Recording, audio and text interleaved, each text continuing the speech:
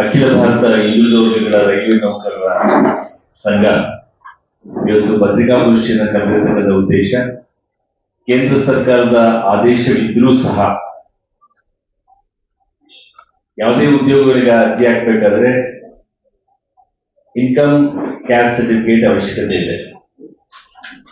ಇವತ್ತು ರಾಜ್ಯ ಸರ್ಕಾರದಲ್ಲಿ, ವಿಶೇಷವಾಗಿ ಕರ್ನಾಟಕದಲ್ಲಿ ಇವತ್ತು ಒಬಿಸಿ ಸರ್ಟಿಫಿಕೇಟ್ ಅನ್ನ ಕೊಡುವ ವಿಚಾರದಲ್ಲಿ ನಿರ್ಲಕ್ಷ್ಯ ಮಾಡ್ತಾ ಇದೆ ಮತ್ತು ಯಾವುದೇ ಗಂಭೀರವಾಗಿ ಇದನ್ನ ಪರಿಗಣಿಸ್ತಾ ಇಲ್ಲ. ಅದಕ್ಕೆ ಸಂಬಂಧಪಟ್ಟಂತ ಪತ್ರಿಕಾ ಟಿಪ್ಪಣಿಯನ್ನ ಮತ್ತು ಕೇಂದ್ರ ಸರ್ಕಾರದ ಆದೇಶವನ್ನ ನಮ್ಮ ಜೊತೆ ಕೊಟ್ಟಿದೆ. ನಮಗೆ ಈಗಾಗಲೇ ತಲುಪಿಸಿರ್ಬೋದು ಅಂದ್ಕೊಳ್ತೇನೆ.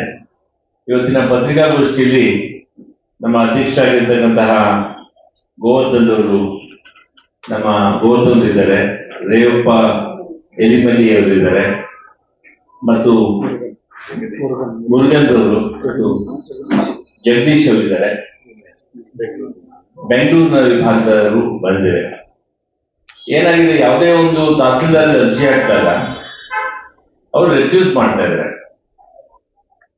ಕನ್ಸರ್ನ್ ಡಿಸಿಗಳಿಗೆ ಹೋದಾಗ ಡಿಸಿ ಅವರು ಹೇಳ್ತಾರೆ ಸರ್ಕಾರದ ಒಂದು ಆದೇಶ ಕೊಟ್ಬಿಡಿ, ಸರ್ಕಾರದ ಡೈರೆಕ್ಷನ್ ಕೊಟ್ಬಿಡಿ ಅಂತ. ಸರ್ಕಾರದ ಆದೇಶ ಸ್ಪಷ್ಟವಾಗಿದ್ರು ಸಹ ಇವತ್ತು ಕ್ಯಾಸ್ಟ್ ಅಂಡ್ ಇನ್ಕಮ್ ಸರ್ಟಿಫಿಕೇಟ್ ಕೊಡದೇನೆ ಇರೋದ್ರಿಂದ ನಮ್ಮ ಹಿಂದುಳಿದ ವರ್ಗದ ಮಕ್ಕಳಿಗೆ ಯಾವುದೇ ಒಂದು ಸರ್ಕಾರಿ ನೌಕರಿಗೆ ಅರ್ಜಿ ಹಾಕ್ಲಿಕ್ಕಾಗ್ಲಿ ಅಥವಾ ಪಡೆಯೋದಕ್ಕಾಗ್ಲಿ ಅರ್ಹತೆಯಿಂದ ವಂಚಿತರಾಗ್ತಾ ಇದ್ದಾರೆ. ಇವತ್ತು ನಿಮ್ಗೆ ಗೊತ್ತಿರೋ ಹಾಗೆ 13 ಲಕ್ಷ ಇಡೀ ದೇಶದಲ್ಲಿ ರೈಲ್ವೆ ನೌಕರಿದ್ದಾರೆ. ಅದರಲ್ಲಿ 27% ಒಬಿಸಿ ವರ್ಗದವರಿಗೆ ಮೀಸಲಿದೆ. ನಾನು ಹೇಳ್ತಾ ಇರೋದು ಒಂದೇ ರೈಲ್ವೆಗೆ ಸಂಬಂಧಪಟ್ಟ ಹಾಗೆ, ಇನ್ನ ಬೇರೆ ಬೇರೆ ಸೆಕ್ಟರ್ಗೆ ತೆಗೆದುಕೊಂಡೋದಾಗ ಬಹಳಷ್ಟು ಇವೆ. ಇವತ್ತು ಇದರಿಂದಾಗಿ ನಮ್ಮ ಹಿಂದುಳಿದ ಸಮಾಜಗಳಿಗೆ ಸೇರಿರ್ತಕ್ಕಂಥ ಮಕ್ಕಳುಗಳಿಗೆ ಅವಕಾಶ ವಂಚಿತರಾಗ್ತಾ ಇದ್ದಾರೆ. ರಾಜ್ಯ ಸರ್ಕಾರವನ್ನ ನಾವು ಆಗ್ರಹಿಸ್ತೇವೆ. ಚೀಫ್ ಸೆಕ್ರೆಟರಿಯನ್ನು ಸಹ ನಾವು ಭೇಟಿ ಮಾಡ್ತೇವೆ, ಶಾಲೆ ರಿಜಿಸ್ಟರ್ ಭೇಟಿ ಮಾಡ್ತೇವೆ, ಮಾಡಿ ಇದನ್ನು ಒತ್ತಾಯ ಮಾಡ್ತೇವೆ. ಮತ್ತು ಸರ್ಕಾರದ ಆದೇಶ ಪ್ರತಿ ಇದೆ.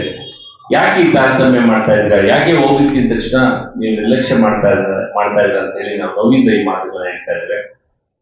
ತಮ್ಮ ಮಾಧ್ಯಮ ಮಿತ್ರರ ಮುಖೇನ ನಾವು ಸರ್ಕಾರನ ಆಗ್ರಹಿಸುವುದೇನೆಂದ್ರೆ, ಈ ಒಂದು ಒಬಿಸಿ ಸರ್ಟಿಫಿಕೇಟ್ ಅನ್ನ ಕೊಡ್ಲಿಕ್ಕೆ ನಿಮ್ಗೆ ಜವಾಬ್ದಾರಿ ಇದ್ರು ಸಹ ನೀವು ಕೊಡ್ತಿಲ್ಲ. ಯಾಕೆ? ಪ್ರತಿಯೊಂದಕ್ಕೂ ಹೋರಾಟ ಅನಿವಾರ್ಯನಾ, ಅಥವಾ ನಿಮಗೆ ಒಂದು ಕನಿಷ್ಠ ಸರ್ಕಾರದ ಆದೇಶ ಇದ್ದು ಸಹ, ಕೇಂದ್ರ ಸರ್ಕಾರದ ಆದೇಶ 94ರಲ್ಲಿ 1994 ಆಗಿದೆ. ಸಪ್ಲಿಮೆಂಟ್ ಆಗಿ ಬೇರೆ ಬೇರೆ ಪ್ರಕರಣಗಳು ಬಂದಾಗಲೂ ಸಹ ಉಲ್ಲೇಖ ಆಗಿದೆ.